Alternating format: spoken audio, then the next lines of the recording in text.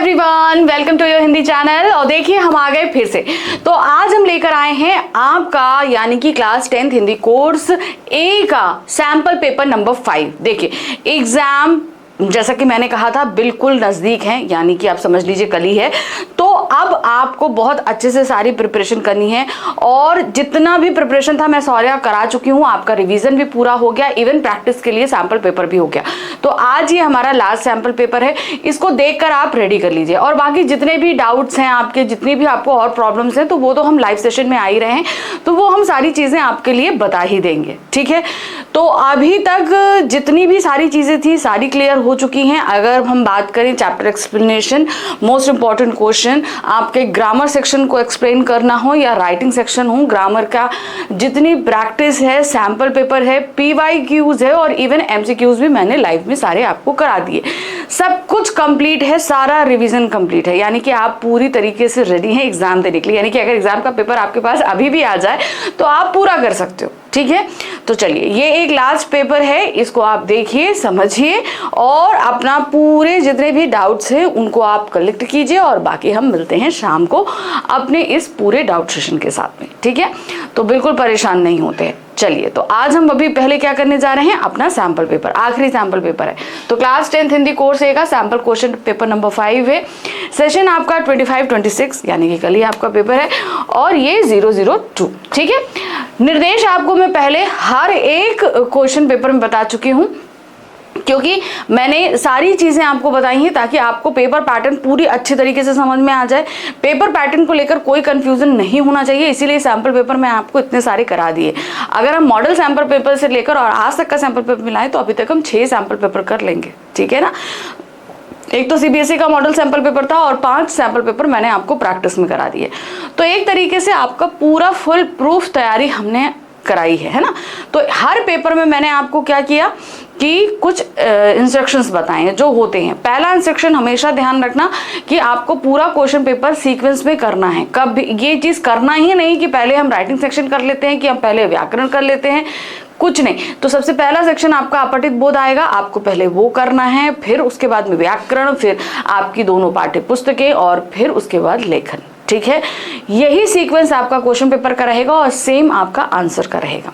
ठीक, चलिए तो इंस्ट्रक्शंस में आपको जो यहाँ पर दिया गया है उसे फटाफट बता देते हैं। आपके पास ये क्वेश्चन पेपर 4 खंड में है। का, खा, गा, घा। का आपका अपठित बोध है जो कि 14 मार्क्स का रहेगा, जिसके अंदर आपके पास एक अपठित गद्यांश और एक अपठित पद्यांश आएगा। ठीक है, 7-7 नंबर के रहेंगे जिनमें बहुविकल्पीय और लघुत्तरीय प्रश्न रहेंगे।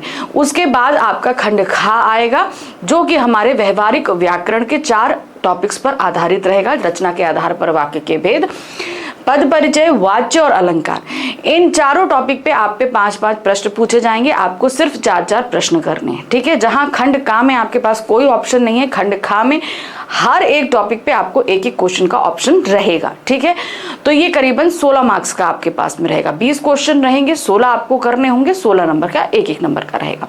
फिर खंड गा आ जाते हैं। खंड गा आपकी दोनों पाठ्य पुस्तक क्षितिज और कृतिका पर आधारित रहेगा। क्षितिज के काव्य खंड पर 11 मार्क्स के प्रश्न रहेंगे, जिसमें 5 आपके बहुविकल्पीय के रहेंगे और 6 नंबर आपके लघुत्तरीय प्रश्न के रहेंगे। उसी तरह क्षितिज के गद्य खंड में 5 नंबर के बहुविकल्पीय रहेंगे, 6 नंबर के लघुत्तरीय रहेंगे। ठीक, फिर आ जाता है आपके पास में आपकी बुक पूरक पुस्तिका कृतिका। कृतिका के 3 अध्याय में से 3 प्रश्न ही रहेंगे, उसमें से आपको सिर्फ 2 प्रश्न करने होंगे जो कि रहेंगे 4-4 मार्क्स के, यानी कि 8 नंबर की आपकी कृतिका बुक्स में आएगा। ठीक, फिर उसके बाद हम आ जाते हैं अपने रचनात्मक लेखन में। रचनात्मक लेखन में आपके पास 4 प्रश्न हैं, 12, 13, 14, 15। तो प्रश्न संख्या 12 से लेकर 15 तक आपके पास में अनुच्छेद, पत्र, विज्ञापन, संदेश और क्या कहते हैं ईमेल और स्ववृत्त रहेगा। हर एक टॉपिक में आपके पास ऑप्शन रहेगा, उसके अकॉर्डिंग हम काम करेंगे। ठीक है, तो फटाफट मैंने सारे आपको समझा दिए। चलिए, तो अब हम पेपर भी कर लेते हैं। तो सबसे पहले जैसे मैंने कहा कि आपके पास अपठित बोध आएगा। अपठित गद्यांश आप जो कर रहे हैं, इसका करने का तरीका मैं पहले बता चुकी हूँ, फिर से बता रही हूँ कि पहले क्वेश्चन पढ़िए, फिर उसके बाद आप गद्यांश को पढ़िए।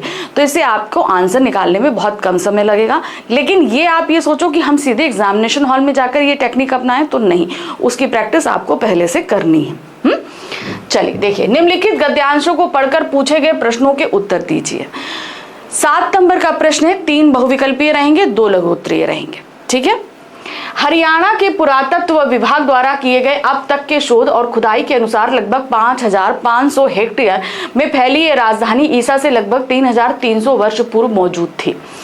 इन प्रमाणों के आधार पर यह तो तय हो ही गया है कि राखी गढ़ी की स्थापना उससे भी सैकड़ों वर्ष पूर्व हो चुकी थी। यानी कि ये एक पुरातन साइट है राखी गढ़ी, जिसकी खुदाई की गई, जो करीबन माना जा रहा है कि ये बहुत पहले 3300 वर्ष पूर्व पहले, यानी कि उससे और पहले की बात है ये। अब तक यही माना जाता रहा कि इस समय पाकिस्तान में स्थित हड़प्पा और मोहनजोदाड़ो ही सिंधुकालीन सभ्यता के मुख्य नगर थे। राखी गढ़ी गांव में खुदाई और शोध का काम रुक रुक कर चल रहा है। हिसार का यह गांव दिल्ली से मात्र 150 किलोमीटर की दूरी पर है। पहली बार यहां 1963 यानी कि 1963 में खुदाई हुई और तब इसे सिंधु सरस्वती सभ्यता का सबसे बड़ा नगर माना गया। उस समय के शोधार्थियों ने सप्रमाण घोषणाएं की थी कि यहाँ दबे नगर कभी मोहनजोदाड़ो और हड़प्पा से भी बड़े रहे होंगे। यानी कि अभी तक हम लोग मानते थे कि बहुत ही सुव्यवस्थित जो अभी तक और सबसे बड़ी नगर व्यवस्था मिली वो सिंधु घाटी सभ्यता थी। लेकिन 1965 के बाद जो मिली राखी गढ़ी है, उससे ये पता चलता है कि ये नगर व्यवस्था कहीं मोहनजोदाड़ो से, यानी मोहनजोदाड़ो और हड़प्पा से बड़ी है, लेकिन उससे ज्यादा सुसंस्कृत भी है। अब सभी शोध विशेषज्ञ इस बात पर सहमत है कि राखी गढ़ी भारत, पाकिस्तान और अफगानिस्तान का आकार और आबादी की दृष्टि से सबसे बड़ा शहर था। प्राप्त विवरणों के अनुसार समुचित रूप से नियोजित इस शहर की सभी सड़कें 1.92 मीटर चौड़ी हैं, यानी कि 1 मीटर 0.95 मीटर जो है वो चौड़ी है। इनकी चौड़ाई काली बंगा की सड़कों से भी ज्यादा है। एक ऐसा बर्तन भी मिला है जो सोने और चांदी की परतों से ढका है। इसी स्थल पर एक फ्राउंडी के भी चिन्ह मिले हैं, जहां संभवतः सोना ढाला जाता होगा। इसके अलावा टेराकोटा से बनी असंख्य प्रतिमाएं, तांबे के बर्तन और कुछ प्रतिमाएं और एक फर्नेस के अवशेष भी मिले हैं। मई 2012 में ग्लोबल हेरिटेज फंड ने इसे एशिया के 10 ऐसे विरासत स्थलों की सूची में शामिल किया है जिसके नष्ट हो जाने का खतरा है। ठीक है, जो क्या कहते हैं हेरिटेज में शामिल किया जाता है, जैसे कि ताजमहल भी है, तो उनको बहुत संभाल कर रखा जाता है। राखी गढ़ी का पुरातत्व व महत्व विशिष्ट है। इस समय यह क्षेत्र पूरे विश्व के पुरातत्व विशेषज्ञों की दिलचस्पी और जिज्ञासा का केंद्र बना हुआ है। यहाँ बहुत से काम बकाया हैं। जो अवशेष मिले हैं उनका समुचित अध्ययन अभी शेष है। उत्खनन का काम अब भी अधूरा है। तो देखिए, हमने अभी तक आपको जितने भी हमने गद्यांश कराए हैं, उनमें हर एक चीज को देखिए अलग अलग है। जैसे ये आपका फैक्ट बेस यानी कि तथ्यात्मक गद्यांश है, तथ्यों पर आधारित। यहाँ पर कुछ फिगर्स हैं, कुछ डेट्स हैं जो हैं, इनको हमें याद रखना पड़ेगा क्योंकि हो सकता है इन्हें आगे पूछा भी जाए। ठीक है ना, तो इनको थोड़ा सा ध्यान में रखते हुए आपको करना पड़ेगा। और हाँ, इनके क्वेश्चंस आपको बहुत ध्यान से करने पड़ते हैं। क्यों? क्योंकि इसके जो हिसाब से अगर हम देखें, ठीक है, जो अगर हम देखते हैं तो इनमें जो फैक्ट रहता है उनको हम चेंज नहीं कर सकते, और जब हमें आंसर लिखना है तो उन फैक्ट को एज इट इज लिखना भी पड़ेगा। तो मैंने आपको सभी तरीके के, चाहे विवरणात्मक हो, व्याख्यात्मक हो, आपके निबंधात्मक हो, तथ्यात्मक हो, कई तरह के गद्यांश आपको कराए हैं। हर एक गद्यांश का पैटर्न आपको समझाया कि ऐसे ऐसे गद्यांश आ सकते हैं। ठीक है, चलिए अब इन पर, जैसे कि पहले भी बता चुकी हूं, हर गद्यांश और पद्यांश में चाहे पठित हो अपठित हो, आपके पास एसेशन रीजन यानी कि कथन कारण आधारित प्रश्न जरूर आ सकता है, तो उसके लिए रेडी रहिएगा। राखी गढ़ी सिंधु सरस्वती सभ्यता का सबसे बड़ा नगर था। दूसरा, राखी गढ़ी की सड़कों की चौड़ाई कालीबंगा की सड़कों से अधिक थी। तो यहाँ पर हम क्या देख रहे हैं कि कथन ए और कारणार्थ दोनों सही हैं। ठीक है, सबसे बड़ा नगर भी था, और क्यों? क्योंकि उसकी जो कालीबंगा अभी की जो सड़कें हैं उनसे कहीं चौड़ी सड़कें उस समय थी। ठीक, अगला है राखी गढ़ी की खोज और उत्खनन के महत्व को समझाने के लिए उचित कथन चुने। ठीक ठीक है, अब देखते हैं। राखी गढ़ी में सोने की फाउंडी के अवशेष मिले हैं, सही है। इसे सिंधु सरस्वती सभ्यता का सबसे बड़ा नगर माना जाता है। यह ग्लोबल हेरिटेज फंड की खतरे वाली स्थलों की सूची में शामिल है। राखी गढ़ी का उत्खनन 1963 में आरंभ हुआ। तो यहाँ पर हम क्या कहेंगे कि यहाँ पर सभी कथन सही हैं, ठीक है, कोई कथन ऐसा नहीं है जो गलत हो, सारे कथन आपके सही हैं जो कि राखी गढ़ी के बारे में बताए गए हैं। चलिए, अब कॉलम 1 से 2 को मिलाना है। राखी गढ़ी का उत्खनन आरंभ हुआ 1963 में, बिल्कुल सही है। राखी गढ़ी में चौड़ी सड़कें थी 1.92 मीटर, बिल्कुल सही है। राखी गढ़ी की खोज के अवशेष सोने की फाउंडी है। तो 1 का 1 है, 2 का 2 है और 3 का 3 है, मतलब बिल्कुल कुछ भी गलत नहीं है। तो यहाँ पर अगर हम देखें तो 1 का 1 नहीं, 1 का 1, 2 का 2, 3 का 3, यहाँ पर ये सेकंड वाला ऑप्शन हमारा सही होना चाहिए, ठीक है, ये सही है। चलिए, तो यहाँ पर 3 आपके पास लघुत्तरीय बहुविकल्पीय प्रश्न हो गए। अब 2 लघुत्तरीय प्रश्न आएंगे जो कि 2-2 नंबर के रहेंगे। क्या है? अब सिंधु सरस्वती सभ्यता का सबसे बड़ा नगर किसे मानने की संभावना है और क्यों? तो किसे मानने की संभावना है? राखी गढ़ी को, ठीक है। देखिए क्या है, हरियाणा के पुरातत्व विभाग के द्वारा राखी गढ़ी की सबसे बड़ा नगर माना गया है। शोध के अनुसार खुदाई में प्राप्त यह नगर व्यवस्था 55,000 हेक्टेयर में फैली है। प्रमाणों के अनुसार यह व्यवस्था 33,000 वर्ष से भी ज्यादा पुरानी है, ठीक है, तो ये ध्यान रखेंगे। आगे आते हैं, यह किस प्रकार स्पष्ट होता है कि राखी गढ़ी में नगर व्यवस्था विकसित थी? तो जैसे कि हम लोग बताते हैं कि मोहनजोदाड़ो वाला जो हम लोगों ने पढ़ा है उसके अकॉर्डिंग अगर हम देखें तो वहाँ की सड़कें बहुत ही चौड़ी बताई गई और उनमें आड़ी नहीं है, सब मतलब कोई भी कर्व में नहीं है, या तो सीधी है या तो आड़ी है। उससे कहीं ज्यादा व्यवस्थित और चौड़ी सड़कें आपको कहाँ मिल रही है? राखी गढ़ी में मिल रही है, ठीक है। तो राखी गढ़ी का नगर का क्षेत्रफल मोहनजोदाड़ो और हड़प्पा से अधिक था। उसकी सड़कें चौड़ी, अन्य नगरों से जुड़ी थी। उसकी आबादी अधिक एवं व्यवस्था पूर्ण रूप से नियोजित और विकसित थी। इसलिए हम कह सकते हैं कि मोहनजोदाड़ो से कहीं ज्यादा विकसित नगर व्यवस्था थी। चलिए, अब हम आ जाते हैं प्रश्न संख्या 2 में, जहां पर एक हमारे सामने अपठित काव्यांश दिया जाएगा, ठीक है। काव्यांश की टेक्निक क्या रहती है कि हम पहले काव्यांश पढ़ते हैं और फिर इसके क्वेश्चंस पढ़ेंगे, ठीक है। ये भी आपका 7 नंबर का ही रहेगा। 3 बहुविकल्पीय रहेंगे, 2 लघुत्तरीय रहेंगे इसमें। मैं तो मात्र मृत्तिका हूं, जब तुम मुझे पैरों से रोंदते हो तथा हल्के फाल से विदृढ़ करते हो, तब मैं धन धान्य बनकर मात्र रूपा हो जाती हूँ। पर जब भी तुम अपने पुरुषार्थ पराजित स्वतत्व से मुझे पुकारते हो, तब मैं अपने ग्रास्य देवत्व के साथ विनम्र शक्ति हो जाती हूँ, प्रतिमा बन तुम्हारी आराध्या हो जाती हूँ। विश्वास करो, यह सबसे बड़ा देवत्व है कि तुम पुरुषार्थ करते मनुष्य हो और मैं स्वरूप पाती मृत्तिका। तो यहाँ पर कौन बात कर रहा है? यहाँ पर बात कर रहा है कवि के माध्यम से मिट्टी, ठीक है। इतना तो हमें समझ में आ गया। फल का हाल कहाँ चलाते हैं? मिट्टी में चलाते हैं। अपने पैरों तले किसे रौंदते हैं? मिट्टी को रौंदते हैं, है कि नहीं? तो चलिए देखिए, पुरुषार्थ को सबसे बड़ा देवत्व क्यों कहा गया है? क्योंकि पुरुषार्थ हर सफलता का मूल मंत्र है, क्योंकि पुरुषार्थ ही सबसे बड़ा देव है, क्योंकि पुरुषार्थ सफलता का मूल मंत्र नहीं है। सभी विकल्प सही हैं। तो पुरुषार्थ को देवत्व इसलिए कहा गया है क्योंकि पुरुषार्थ हर सफलता का मूल मंत्र है। अगर आप सफलता प्राप्त करना चाहते हो तो आपको कर्म करना पड़ेगा, पूरी मेहनत के साथ, पूरी लगन के साथ में, तो वही पुरुषार्थ कहलाता है और हमें सफलता प्राप्त होती है। कथन कारण आधारित है। काव्यांश में मृत्तिका यानी मिट्टी का रूप परिवर्तन उसके पुरुषार्थ और सवत्व के आधार पर होता है, ठीक है। मृत्तिका पुरुषार्थ द्वारा देवत्व प्राप्त करती है और इसी रूप में वह आराध्य बन जाती है। लेकिन यहाँ पर देखिए दिया गया है, लेकिन मिक्स कर दिया गया है थोड़ा सा। तो यहाँ पर कथन और कारण सही है, क्योंकि अगर हम पुरुषार्थ नहीं करेंगे तो क्या कहते हैं, वो मिट्टी कोई आकार नहीं लेगी। कहने का मतलब है मिट्टी तो है ही है, हम हल नहीं चलाएंगे तो फल नहीं उपजेगा, हम मेहनत नहीं करेंगे तो उस मिट्टी से मूर्ति नहीं बनेगी। तो यहाँ पर कथन और कारण दोनों सही हैं। काव्यांश में कविता के बारे में निम्नलिखित कथनों में से कौन सा कथन सही है? देखते हैं, 4 कथन दिए गए हैं, कौन सा कथन सही है? काव्यांश में मृत्तिका को मात्र रूपा और देवत्व का रूप प्रदान किया गया है। काव्य में मृत्तिका को पुरुषार्थ के बिना कोई रूप नहीं मिल सकता। मृत्तिका का देवत्व पुरुषार्थ की विजय का प्रतीक है। मृत्तिका और पुरुषार्थ का संबंध केवल उसके भौतिक उपयोग तक ही सीमित है।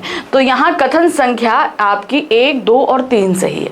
चौथा क्यों नहीं है सही? क्यों? क्योंकि उन्होंने कहा कि सिर्फ भौतिक उपयोग तक, यानी कि हम जो अपनी रोजमर्रा की चीजों का इस्तेमाल करते हैं वहीं तक सीमित है, जबकि ये अपने आप में पूरी तरीके से सही नहीं है। तो और ये आपका काव्यांश में भी नहीं दिया गया। ये 3 चीजें तो काव्यांश में दी गई हैं, लेकिन इसके बारे में कोई उल्लेख है भी नहीं। ठीक, चलिए अब हम आ जाते हैं लघु उत्तरीय प्रश्न पर। मिट्टी कब और कैसे एक चिंतनमयी शक्ति बन जाती है? जब हम उसमें कार्य करते हैं, ठीक है ना। तो क्या है, जब मनुष्य मिट्टी को अपनेपन की भावना से पुकारता है तब मिट्टी चिंतनमयी शक्ति बन जाती है। अब पुकारने का तात्पर्य यहाँ पर क्या है कि हम उसको बहुत ज्यादा प्रेम करते हैं, उसमें अपना पुरुषार्थ दिखाते हैं। मिट्टी को मातृरूपा क्यों कहा गया है? मिट्टी को मातृरूपा कहा गया क्योंकि वह हमारा भरण पोषण करती है। अब देखिए फसल कहाँ पर पैदा होती है? मिट्टी में पैदा होती है। हम उसी की वजह से तो जीवित है ना, तो इसलिए वो हमारा भरण पोषण कर रही है, इस वजह से यहाँ पर बताया गया है। चलिए अब हम आ गए खंड खा पे। प्रश्न संख्या 3, 4, 5, 6, ये 4 प्रश्न जो हैं 3 से लेकर 6 तक आपके खंड खा में आएंगे, जो कि रहेंगे व्यवहारिक व्याकरण आधारित। व्यवहारिक व्याकरण में आपके पास 4 टॉपिक दिए गए हैं। रचना के आधार पर वाक्य के भेद है, वाच्य है, पद परिचय है और फिर उसके बाद अलंकार है। हर टॉपिक पर आपके सामने 5-5 प्रश्न रखे जाएंगे। उनमें से सिर्फ आपको 4 प्रश्न ही करने हैं। आप में से बहुत सारे बच्चे कहते हैं कि हम 5 प्रश्न कराएं, लेकिन ये गलती नहीं करना। मैं बार बार बताती हूँ, रीजन भी समझा चुकी हूँ। आपको सिर्फ 5 प्रश्न नहीं करने हैं, सिर्फ 4 प्रश्न करने हैं। जो आपको आ रहे हैं, जो सही लग रहे हैं, उन 4 प्रश्नों को आप कर दीजिए। ठीक है, ओवर ऑप्ट करने की जरूरत नहीं, क्योंकि ओवर स्मार्टनेस के चक्कर में आपकी आती हुई चीज भी आपकी गलत हो सकती है। तो आप साथ ही साथ यहाँ पर ध्यान रखना, जो 4 आ रहे हैं उन्हीं को अच्छे से एक्सप्लेनेशन के साथ जैसा पूछा गया है वैसे करेंगे। ठीक है, तो प्रश्न संख्या 3 में सबसे पहले रचना के आधार पर वाक्य भेद के 5 प्रश्न हमारे सामने रखे गए और हम 4 प्रश्न करेंगे। ठीक, पहला है, वे इंदौर से अजमेर आ गए जहां उन्होंने अपने अकेले के बलबूते अधूरे काम को आगे बढ़ाया। रचना के आधार पर वाक्य भेद लिखिए।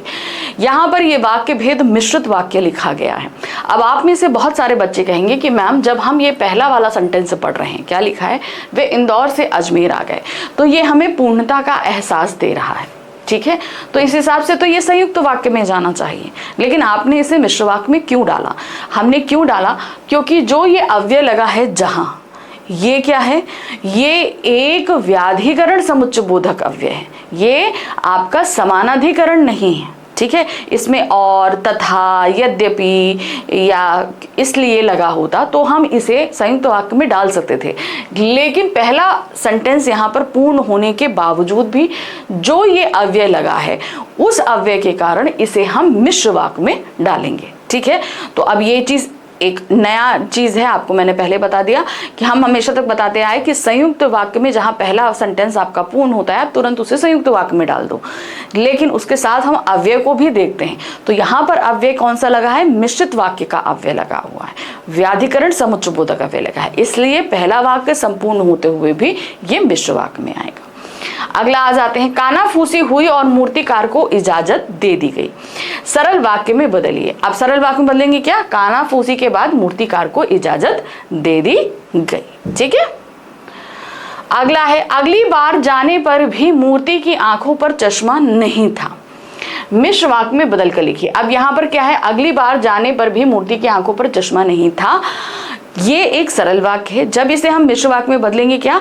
जब हम अगली बार गए तब भी मूर्ति की आंखों पर चश्मा नहीं था। आप ऐसे कर सकते हो। ठीक है, जब अगली बार गया तब भी मूर्ति की आंखों पर चश्मा नहीं था। अगला आते हैं, हालदार साहब जीप में बैठकर चले गए। संयुक्त वाक्य में बदलिए। अब ये एक सरल वाक्य है, क्या है? हालदार साहब जीप में बैठे और चले गए। सिंपल है ना, हालदार साहब जीप में बैठे और चले गए।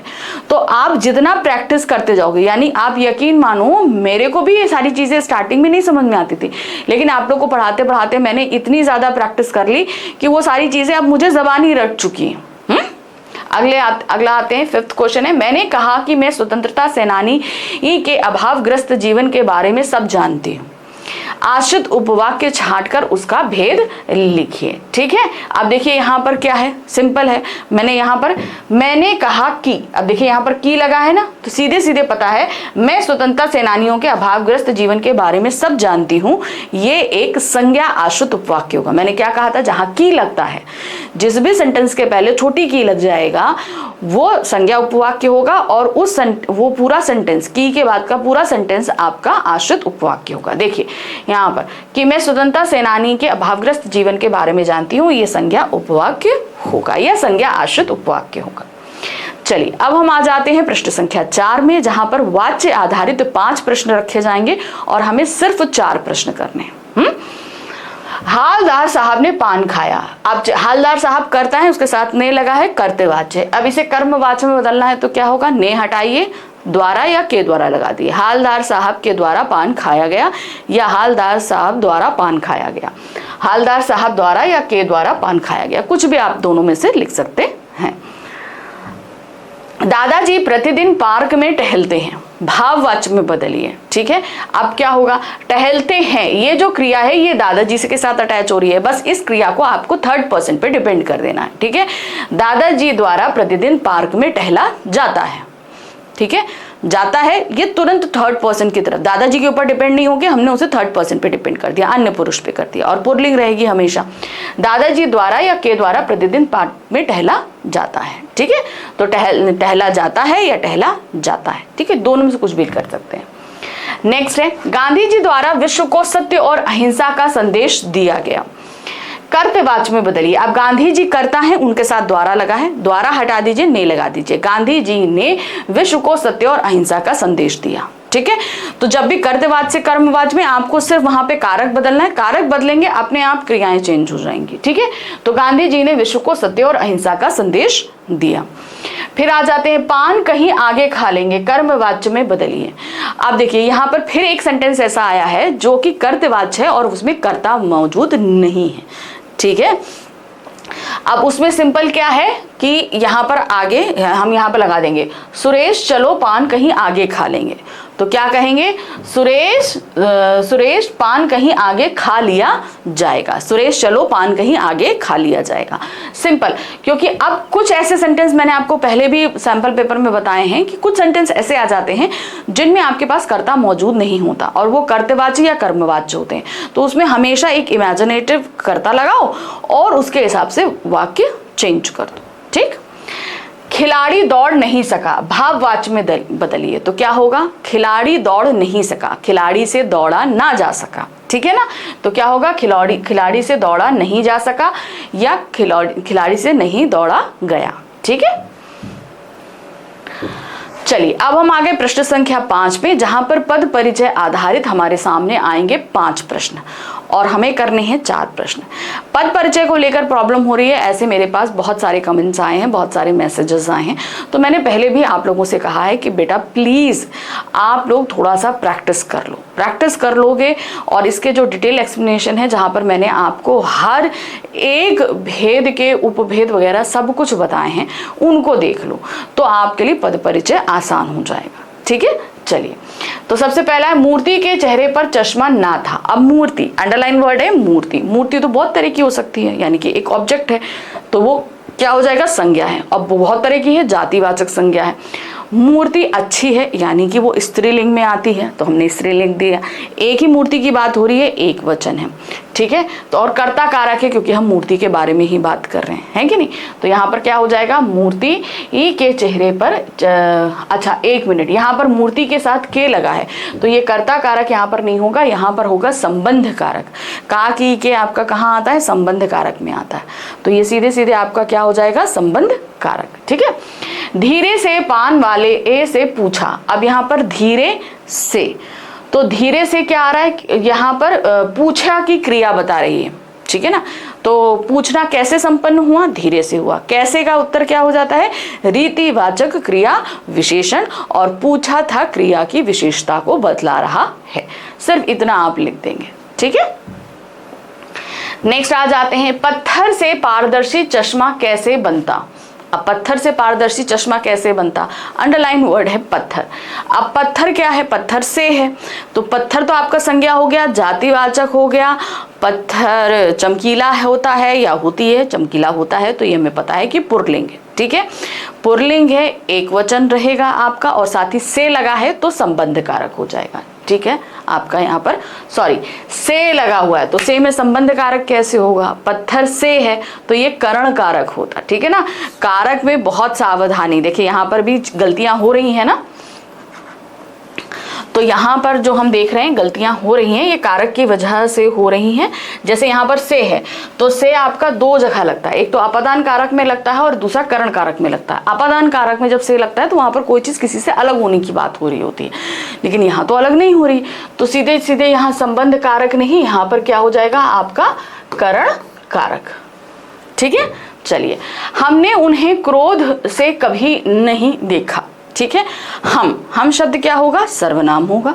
ठीक है, सर्वनाम है आपका, पुरुषवाचक सर्वनाम है, उत्तम पुरुष है। ठीक है, ने लगा हुआ है, कर्ता कारक है, और हमने हैं तो ये आदार्थक आपका क्या होगा, बहुवचन है। नहीं आपको समझ में आ रहा है, एक वचन भी लिख दो। वैसे ये क्या है, बहुवचन है, क्योंकि हमने लिखा है, नहीं देखा, तो हमने जो शब्द आता है उसमें कई लोग शामिल हो जाते हैं। ठीक है ना, तो इस तरह हम तो शामिल है लेकिन हमारे साथ कई और शामिल है, तो इसलिए बहुवचन में आ जाता है और कर्ता कारक है। ठीक, मानव सभ्य तभी है जब वह युद्ध में से शांति की ओर आगे बढ़े। अंडरलाइन वर्ड है मानव। मानव संपूर्ण मानव प्रजाति के लिए है, संज्ञा है, जातिवाचक संज्ञा है, एक वचन है, क्योंकि मानव एक ही मानव के बारे में बात हो रही है, पुल्लिंग है और कर्ता कारक है। क्यों, क्योंकि यहाँ पर कर्ता का काम मानव कर रहा है। ठीक है, तो कारक में थोड़ा सा सावधान रहिए, क्योंकि बहुत अक्सर गलतियां हो जाती हैं, तो कारक को आपको अच्छे से पता होना चाहिए, क्योंकि पद परिचय में कारक कई जगह आएगा। ठीक है, चलिए अब आ जाते हैं प्रश्न संख्या 6। यहाँ पर क्या पूछा गया है देख लेते हैं, क्या है, देख लो साकेत नगरी है यही, स्वर्ग से मिलने गगन जा रही। अब साकेत नगरी, अब साकेत नगरी क्या है, वो गगन से मिलने जा रही है। कोई नगर के लिए पॉसिबल है कि वो जाकर आसमान से मिल ले, नहीं है, तो वहां पर ये चीज इसलिए कही गई क्योंकि वो साकेत नगरी बहुत सुंदर है, जैसा कि स्वर्ग सुंदर होता है, तो उसकी सुंदरता को कुछ ज्यादा ही बढ़ा चढ़ाकर बोल दिया गया कि वो स्वर्ग से भी ज्यादा सुंदर लग रही है। तो इसकी सुंदरता को बहुत ज्यादा बढ़ा चढ़ाकर कहने के कारण इसको क्या कह देंगे हम, अतिशयोक्ति अलंकार। ठीक है, कल्पना सी अतिशय कोमल। अब यहाँ पर क्या है, कोई जो कुछ है जो कल्पना से भी कोमल है, कल्पना कोमल होती है उससे भी कोमल है। अब चूंकि सी लगा हुआ है तो हम सीधे सीधे उपमा अलंकार डाल देंगे, क्योंकि उपमा अलंकार में मैंने आप लोग को पहले भी बताया, सा, सी, से, सम, सरिस आदि शब्द आते हैं। अगला आते हैं, उदित उदयगिरी मंच पर रघुवर बाल मतंग। अब यहाँ पर क्या कह रहे हैं देखिए, उदित उदयगिरी मंच पर, यानी कि सूरज, जैसे कि आपको बताया जा रहा है ना, सूरज उदय होता है तो वो छोटा सा बाल रूप में रहता है, और उसे कैसे, मतलब यहाँ पर बताया जा रहा है कि इसी तरीके से अयोध्या के मंच पर श्री राम भी उसी सूरज के माफिक चमक रहे हैं। तो यहाँ पर क्या बताया गया है, जो उदित उदयगिरी मंच, यानी कि यहाँ पर जो सूरज के उगने का स्थान और अयोध्या का मंच, इन दोनों को एक कर दिया गया है। सूरज और राम जी यानी कि रघुवर को एक कर दिया गया है, तो इसलिए यहाँ पर क्या हो रहा है, रूपक अलंकार। ठीक है, तरिन तनुजा तट तमाल तरुवर बहु छाए, झूके कूल सो जल परसन हिल मनहु सुहाए। ठीक है, अब यहाँ पर दो अलंकार हैं। पहला तो तरिन तनुजा तट तमान में अलंकार आपका अनुप्रास अलंकार है, तो वो हमारे सिलेबस में नहीं, उन्हें हमें नहीं बताना, लेकिन जो सिलेबस में उसे तो बताना है। सेकेंड लाइन में हमारा उत्प्रेक्षा अलंकार हो रहा है। क्या कह रहे हैं, सबसे पहले समझिए, तरिन तनुजा तट तमाल तरुवर बहुछाए, यानी कि यमुना नदी के किनारे पर बहुत सारे पेड़ हैं जो कि क्या है, वो पूरी तरीके से झुके हुए हैं नदी पे। यहाँ दिया ना, झुके कूल सो ओ जल परसन, यानी कि वो ऐसे झुके हुए हैं नदी पे कि मानो वो क्या करना चाहते हैं, पानी को, नदी के पानी को छू लेना चाहते हैं। हिल मनहु सुनहाए, यानी कि जब मानो वो नदी को गले लगाना चाहते हैं। ठीक है, तो छू लेना और गले लगाना। यहाँ पर मनहु दिया गया है, मनहु, जनहु, जानो, मनहु, ज्यों त्यों, ये सारे शब्द किस में आते हैं, उत्प्रेक्षा अलंकार में। तो ये आपका क्या हो गया, उत्प्रेक्षा अलंकार। ठीक है। नेक्स्ट आते हैं, दुख है जीवन तरु के मूल। अब यहां पर दुख जो है वो कैसे बताए गए हैं, दुख बताए गए हैं कैसे, हमारे जीवन रूपी पेड़, यानी कि हमारा जीवन को कैसे बताया गया है, पेड़ बताया गया, जीवन और पेड़ को दोनों को एक कर दिया गया, तो यहाँ रूपक अलंकार है। और मूल, जैसे कि एक पेड़ में जड़ होती है उसी तरीके से हमारे जीवन में दुख भी हमारी जड़ों के माफिक ही होते हैं, क्योंकि एक पेड़ को उसे मजबूत उसकी जड़ करती है और किसी भी मनुष्य के जीवन को मजबूत उसके दुख करते हैं। वो दुख की सिचुएशन ही उसको बहुत ही ज्यादा स्ट्रॉन्ग बनाती है। ठीक है, तो यहां पर जीवन और तरु में आपका रूपक अलंकार होगा। ठीक, इस तरीके से अब यहाँ हमारा व्यवहारिक व्याकरण खत्म हो गया। अब हम बढ़ रहे हैं किसकी तरफ, अब हम बढ़ रहे हैं अपनी पाठ्य पुस्तक यानी कि खंड ग में। हमारी दोनों पाठ्य पुस्तक क्षितिज और कृतिका से प्रश्न आएंगे। तो क्षितिज वाली जो हमारी बुक है वो 2 खंडों में विभक्त है, काव्य खंड और गद्य खंड। तो प्रश्न संख्या आपकी 7 और 8 ये हमारे गद्य खंड आधारित प्रश्न रहेंगे। गद्य खंड में हमारे पास में है 6 अध्याय। ठीक है, इन 6 अध्यायों में से किसी भी एक अध्याय से एक गद्यांश निकाल कर रखा जाएगा आपके पास में प्रश्न संख्या 7 में।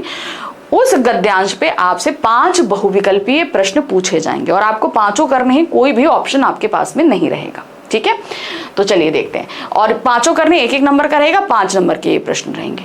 पूरी बात तो अब पता नहीं, लेकिन लगता है कि देश में अच्छे मूर्तिकारों की जानकारी नहीं होने और अच्छी मूर्ति की लागत अनुमान और उपलब्ध बजट से कहीं बहुत ज्यादा होने के कारण काफी समय ऊहापोश और चिट्ठी पत्री में बर्बाद हुआ होगा। आपको सीधे समझ में आ रहा है, नेताजी के चश्मे से लिया गया है। ठीक है ना। और बोर्ड की शासना अवधि समाप्त होने की घड़ियों में किसी स्थानीय कलाकार को ही अवसर देने का निर्णय किया होगा। और अंत में कस्बे के इकलौते हाई स्कूल के इकलौते ड्राइंग मास्टर मान लीजिए मोतीलाल जी को यही काम सौंप दिया गया होगा, जो महीने भर में मूर्ति बनाकर पटक देने का विश्वास दिला रहे थे। ठीक है, तो नेताजी का चश्मा स्वयं प्रकाश जी द्वारा लिखित ये पाठ है, उसमें से हमारे पास ये गद्यांश आया है। अब इस पर 5 बहुविकल्पीय प्रश्न है। पहला क्या है, गद्यांश के आधार पर बताइए कि मूर्ति बनाने का अवसर किसे दिया गया। अब आप बताइए किसे दिया गया था, सरकारी कार्यालयों को, लेखकों को, स्थानीय कलाकार को, या इनमें से कोई नहीं। तो कौन थे, हमारे स्थानीय कलाकार थे, जो कि क्या कहते हैं इकलौते हाई स्कूल के इकलौते ड्राइंग मास्टर मोतीलाल जी थे। तो यहाँ पर हम क्या देंगे, स्थानीय कलाकार को। अगला है, स्थानीय कलाकार को मूर्ति बनाने का कार्य क्यों सौंपा गया, क्या कारण था। अब इसमें ऑप्शन दिए गए हैं, देखिए क्या है, देश के अच्छे मूर्तिकारों की जानकारी के अभाव में, नगर पालिका बोर्ड की शासना अवधि समाप्त होने के कारण, पहला दूसरा दोनों सही है, या अच्छी मूर्ति बनाने के लिए। तो यहाँ पर पहला दूसरा कारण सही है, तो हम थर्ड वाले पर लगाएंगे, यानी कि थर्ड आपका ऑप्शन का, यानी कि विकल्प का हमारा यहाँ पर सही होगा, क्योंकि ऊपर के दोनों विकल्प हमारे सही हैं। तो थर्ड वाला सही है, नीचे विकल्प में आ रहे हैं तो विकल्प तीसरा हमारा यहाँ सही निकल रहा है। अगला प्रश्न है, मूर्ति बनाने वाले कौन थे। कस्बे के हाई स्कूल के ड्राइंग मास्टर मोतीलाल जी, बिल्कुल सही है। इनमें से कोई नहीं, विदेशों से बुलाए गए मूर्तिकार या स्वयं प्रकाश जी। तो सही क्या है यहाँ पर, आपका ऑप्शन का आपका एकदम सही होगा। ठीक, चलिए नेक्स्ट आ जाते हैं, मूर्ति बनाने के मार्ग में क्या क्या परेशानियां आई होंगी। देखिए क्या है, अच्छे मूर्तिकारों का अभाव और उपलब्ध बजट का कम होना, दोनों बात है।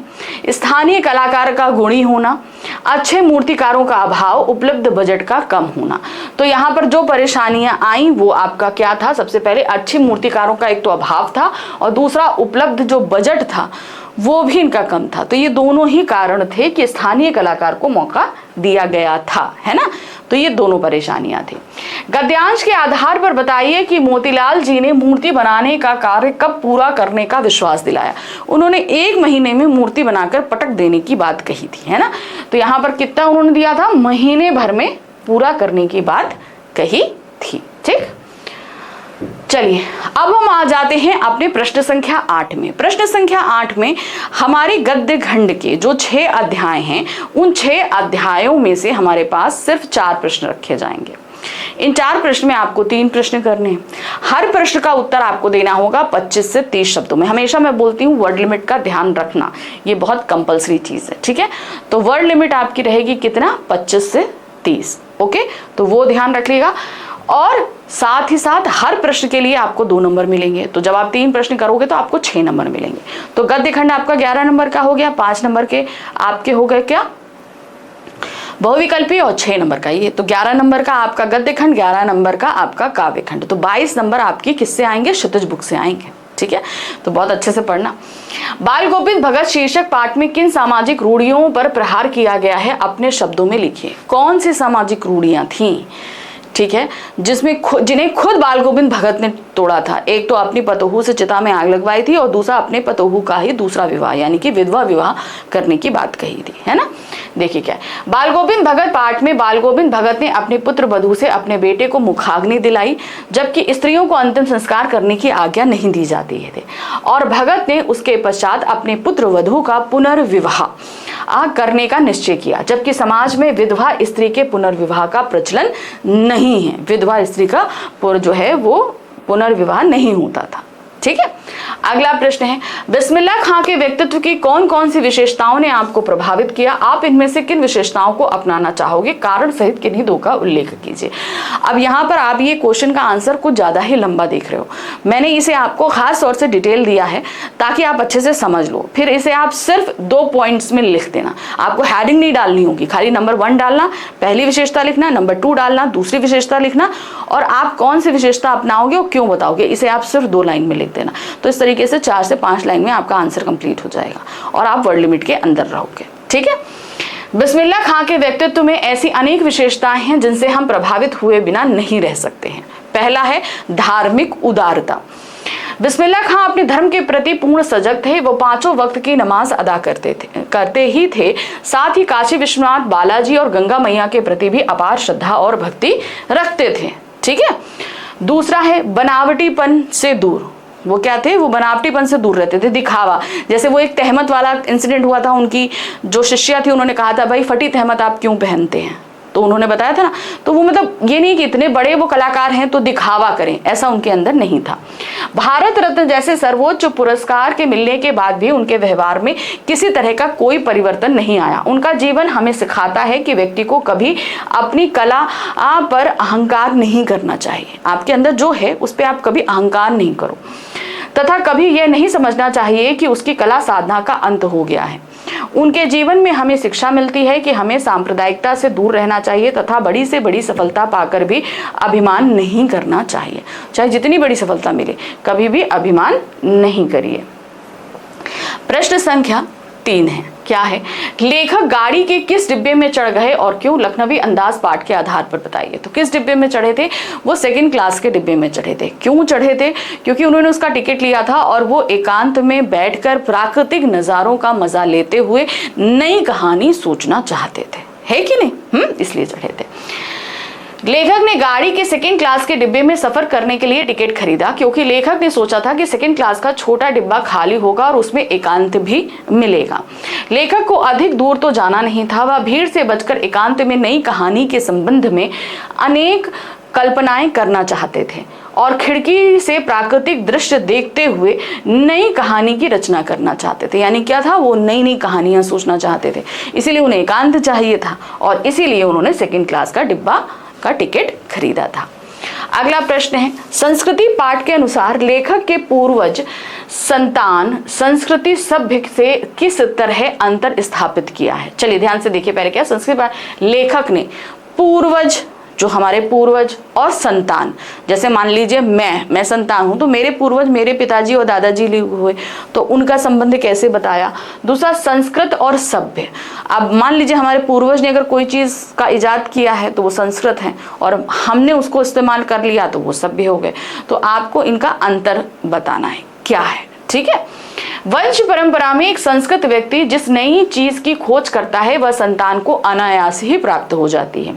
जिस व्यक्ति ने अपने विवेक से किसी नए तथ्य का दर्शन किया है वह वास्तविक रूप से संस्कृत व्यक्ति है, मतलब कोई नई चीज की खोज करता है तो, और उसकी संतान जिसे वह चीज पूर्वजों से अनायास ही प्राप्त हो जाती है वह व्यक्ति संस्कृत नहीं हो सकता। ठीक है, अब चूंकि हमें तो अपने आप मिल गई, हमने तो मेहनत नहीं करी, मगर उनके द्वारा खोजी गई चीज से हम क्या करेंगे, हम अपने जीवन में सुधार जरूर लाएंगे। तो हम क्या हो जाएंगे, हमने अपने रहने के तरीकों को अच्छा कर लिया तो हम और सभ्य हो गए। हम संस्कृत भले ना हो लेकिन हम सभ्य बन जाते हैं। अनायास प्राप्त हुई व्यक्ति संस्कृत नहीं हो सकता, सभ्य हो सकता है। इस तरह एक लेखक ने पूर्वज, संतान और संस्कृत सभ्यता का संबंध स्थापित किया है कि पूर्वज संस्कृत रहेगा लेकिन संतान सभ्य कहलाएगी। क्यों? क्योंकि पूर्वज ने जिस चीज की खोज करी उसे संतान को प्राप्त हुई, और जो संतान था उसने क्या किया, उसने अपने रहने सहने, खाने पीने, आने जाने की इन चीजों का में सुधार किया अपने पूर्वज द्वारा खोजी गई चीजों के कारण। इसलिए हमारे जो हमारे रहने सहने का तरीका है वो थोड़ा अपग्रेड हुआ, यानी कि हम थोड़ा और ज्यादा सभ्य हो गए। इसलिए हम सभ्य कहलाएंगे, संस्कृत नहीं, क्योंकि हमने किसी चीज की खोज नहीं की है। चलिए अब हम आगे प्रश्न संख्या 9। तो प्रश्न संख्या 9 और 10 हमारी क्षितिज बुक के काव्य खंड से प्रश्न रहेंगे। जैसे गद्य खंड के आए एज इट इज काव्य खंड के रहेंगे। काव्य खंड में 6 अध्यायों में से एक अनुच्छेद आपके सामने एक काव्यांश रखा जाएगा, उस पर आधारित 5 बहुविकल्पीय प्रश्न पूछे जाएंगे, 5 आपको करने होंगे। ठीक है, कोई ऑप्शन नहीं रहेगा। तो यहाँ पर क्या दिया है, नाथ संबुध अनुभंज निहारा, ये पढ़ते ही हमें तुरंत समझ में आ गया, ये तो हमारे चैप्टर 2 राम लक्ष्मण परशुराम संवाद से लिया गया है। ठीक है, तो इसको समझाऊंगी नहीं क्योंकि समझा तो मैं पहले भी बहुत बार चुकी हूँ। इसको हम पढ़ते हैं और इस पर आधारित प्रश्नों के उत्तर देते हैं। 7 नाथ संबुध अनुभंस निहारा, होई केहू एक दास तुम्हारा, आयेउ सु कहा कहीं किन मोही, सुनी रिसाई बोले मुनि कोही, सेवकू सोजो करे सेवकाई, अरिकानी करे करही लड़ाई, बहु धनु ही तोरी लरिकाई, कभू न असी रिस कीन ही गुसाई, ये ही धनु पर ममता केहू होती, सुनी रिसाई के भगुकुल केतु, रेन प्रबालक काल बस बोलत तो ही न संहार, सुनहु राम जेहु शिव धनुष तोड़ा, सहस्त्र बाहु समसो रिपु मोरा, सो बिलगाऊ बिहाई समाजा, नाते मारे जाहे सब राजा, सुनी मुनि वचन लखन मुस्काने, बोले परसुधे अब माने, दनहुई सम त्रिपुरारी, धनु विदित सकल संसार। तो ये हमने बता दिया, पहला ही आपके पास में जो काव्यांश था वही आ गया था। अब इस पर प्रश्न है। पहला प्रश्न है, नाथ संबुध अनुभंज निहारा, होई केहू एक दास तुम्हारा। पंक्ति के संदर्भ में राम के चरित्र की कौन सी विशेषता प्रकट हो रही है? राम ने सीधे सीधे कहा है कि भाई इस शिव धनुष को तोड़ने वाला आपका ही कोई सेवक होगा। राम खुद इतना पराक्रमी होते हुए अपने आप को सेवक बता रहे हैं, तो ये उनकी विनम्रता का परिचय देता है। तो सही यहाँ पर क्या होगा, विनम्रता। ठीक, अगला आ जाते हैं, परशुराम ने शिव धनुष तोड़ने वाले को क्या चेतावनी दी थी? क्या दी थी कि भाई वो हम सहस्त्र बाहु के समान हमारा जो है वो शत्रु है, वो पूरी सभा से अलग होकर खड़ा हो जाए, नहीं तो हम पूरी सभा को मार देंगे। ये चीज बताया था ना। चलिए देखते हैं। राजा जनक की सभा में उसे मार डालने की कही थी, ये तो कहा था, बात सही है। राजा जनक की सभा से बाहर निकल आने की बात कही थी, ये भी कहा था उन्होंने। उनके साथ आजीवन शत्रुतापूर्ण व्यवहार करने की बात कही थी, ये बात तो नहीं थी। शस्त्र बाहु के समान उसे अपना शत्रु समझा था। तो इसमें 3 ऑप्शन सही है। अब अगर मान लीजिए आपके पास ऐसा कोई जो है बहुविकल्पी आ जाए जिसमें आपको 3 ऑप्शन सही लग रहे हैं, तो उसमें जो सबसे सही हो, जो एज इट इज ही आपको निकाल कर रखा गया हो, आप उसे दे देना। जैसे यहाँ पर दिया गया है, सहस्त्र बाहु के समान उसे अपना शत्रु समझने की बात कही थी। इस तरह समझाया, धमकाया था उन्होंने, सीधे धमकाया था ना कि भाई जैसे सहस्त्र बाहु की 1000 बाहों को मैंने एक एक करके काट के उसका वध कर दिया था, उसी तरीके से मेरा वो शत्रु होगा। तो सीधे सीधे यहाँ हम घा पर ऑप्शन लगा देंगे। अगला है, नाते मारे जाहें सब राजा। ये कथन परशुराम के डैश का उदाहरण है। क्या है? गौरव का, शौर्य का, क्रोध का या अहंकार का? जाहिर सी बात है ये उनके अहंकार का था। क्यों? क्योंकि वो पहले भी कई बार जो है क्षत्रिय कुल के राजाओं को मार चुके थे, सभी पृथ्वी के सभी राजाओं को मार चुके थे, तो उनके अंदर इस चीज को लेकर अहंकार था, इसीलिए उन्होंने यही बात कही थी। सेवक किसे कहा गया है? कभी क्रोध ना करने वाले को, सेवा करने वाले को, मधुर वचन बोलने वाले को, विनम्रता पूर्व व्यवहार करने वाले को। तो क्या हुआ? सेवकू जो कोई करे सेवकाई, यानी कि सेवा करने वाले को सेवक कहते हैं। तो सही क्या है? सेवा करने वाले को सेवक कहा गया है। परशुराम की ये धनुष पर ममता होने का क्या कारण था? क्यों? क्योंकि वो उनके आराध्य शिव जी का धनुष था, इसलिए उन्हें उन पर बहुत ज्यादा प्रेम था। अपने पिता का आशीर्वाद समझना, अपने आराध्य शिव का धनुष होना, अपने गुरु विश्वामित्र का धनुष होना, धनुष का अत्यंत प्राचीन होना। तो सही ऑप्शन क्या है? उनके आराध्य शिव का धनुष होना, इसलिए उन्हें उस धनुष से बहुत ज्यादा प्रेम था। अगला प्रश्न आ जाते हैं प्रश्न संख्या 10, जहां पर काव्यखंड के 6 अध्यायों में से आपके सामने 4 प्रश्न रखे जाएंगे। आपको सिर्फ 3 प्रश्न करने। हर प्रश्न का उत्तर आप 25 से 30 शब्दों में देंगे और एक प्रश्न के लिए 2 नंबर मिलेंगे। तो 3 प्रश्न जब आप करेंगे तो 6 नंबर मिल जाएंगे। ठीक है, बहुत ध्यान से, हम बार बार कह रहे हैं वर्ड लिमिट्स का ध्यान रखना। चलिए, क्या है पहला प्रश्न? अट नहीं रही कविता के आधार पर फागुन की मस्ती का वर्णन कीजिए। तो फागुन किस तरह का उसमें कविता में बताया गया है, आपको बहुत कम शब्दों में यहां पर लिख देना है। ठीक है, अट नहीं रही कविता में फागुन की मस्ती और शोभा का वर्णन है। फागुन में कहीं सुगंधित हवाएं, कहीं फूलों की शोभा, कहीं पक्षियों की उन्मुक्त उड़ान है, कहीं वृक्षों पर रंग बिरंगे फूल और पत्ते उगाए हैं। सब जगह शोभा ही शोभा बिखरी हुई है। फागुन की मस्ती संभाले नहीं संभल रही है। जाहिर सी बात है, वो चारों तरफ इतनी सुंदरता होती है कि जितना भी संभालने की कोशिश की जाए वो संभल नहीं पाती है। ठीक, अगला प्रश्न है, यह दंतुरित मुस्कान के आधार पर मुस्कान की 2 विशेषताएं बताएंगे। वो विशेषता क्या? कई सारी विशेषताएं बताएंगे, जैसे कि वो क्या कहते हैं, मरे हुए व्यक्ति में भी प्राण डाल दे, कठोर स्वभाव वाले व्यक्ति के भी शेफालिका के फूल झड़ने लगे। ऐसी कई चीजें विशेषताएं बताइए। आपको सिर्फ 2 विशेषताएं यहाँ पर बतानी है। ठीक, कविता के अनुसार बच्चे की दंतुरित मुस्कान भोली, निश्चल और मनोहारी होती है। यह किसी को भी अपनी ओर आकर्षित कर सकती है। यह हताश निराश व्यक्ति में भी आशा का संचार करती है और मृतकों में भी जीवन का संचार कर देती है। तो मतलब कई सारी चीजें बताई हैं। मृत्यु पाए में जान डाल देना, कठोरता में भी कोमलता ला देना, ये सब चीजें। मुख्य गायक और संगीतकार की आवाज में क्या अंतर दिखाई पड़ता है? मुख्य गायक की आवाज जहां चट्टान जैसी भारी और मजबूत है, वहीं संगीतकार की आवाज में थोड़ी सी हिचक है। क्यों? क्योंकि वो अपनी आवाज को मुख्य गायक की आवाज से आगे नहीं ले जाना चाहता है, इसलिए वो हिचक साफ सुनाई दे रही है।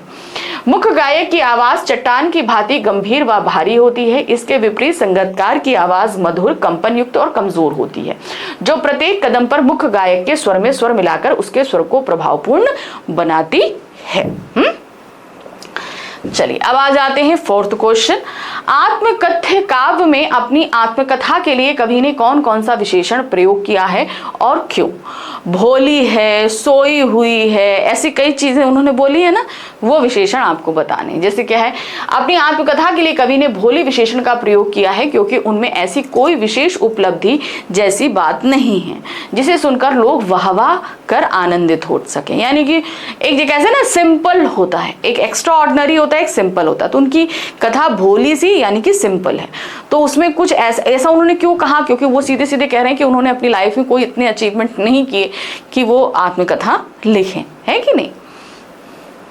चलिए, अब हम आगे प्रश्न संख्या 11 पे, जहां पर हमारी बुक कृतिका भाग 2 के 3 अध्यायों में से 3 प्रश्न रखे जाएंगे। 3 में से आपको सिर्फ 2 प्रश्न करने हैं। हर प्रश्न का उत्तर आपको 50 से 60 शब्दों में। तो ये सीधे सीधे क्या हो गया? आपका लॉन्ग क्वेश्चन हो गया। ठीक है, लॉन्ग क्वेश्चन हुआ, 50 से 60 शब्द में हुआ।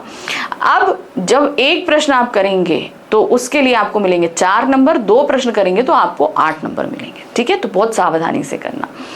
पहला जो प्रश्न है, माता का आंचल पाठ में ग्राम्य संस्कृति के जिस रूप का चित्रण है वह आधुनिक युग में पर्याप्त अंशों में परिवर्तित हो चुका है। परिवर्तित रूप से कुछ उदाहरण देते हुए इस कथन के समर्थन में अपने विचार लिखिए। मतलब जो प्राचीन ग्राम्य जीवन है उससे और अभी के ग्राम्य जीवन में देखेंगे बहुत तब्दीली, क्योंकि गांव में भी कहीं ना कहीं आधुनिकता आ गई है, बिजली आ गए, टीवी आ गए, इंटरनेट आ गए, लोगों के रहन सहन में बदलाव हो गया है, लोग अब वहां के भी पढ़ लिख गए हैं, तो रहने सहने बोलने चालने में फर्क आ चुका है। ठीक है ना, तो पहले में और अभी के ग्राम्य जीवन में बहुत फर्क है। माता का अंचल पाठ में ग्राम्य संस्कृति के जिस रूप का चित्रण है वह आधुनिक युग में परिवर्तित हो चुकी है। संचार माध्यम व शहरी संस्कृति के कारण वहां के लोगों में जीवन शैली बदल चुकी है।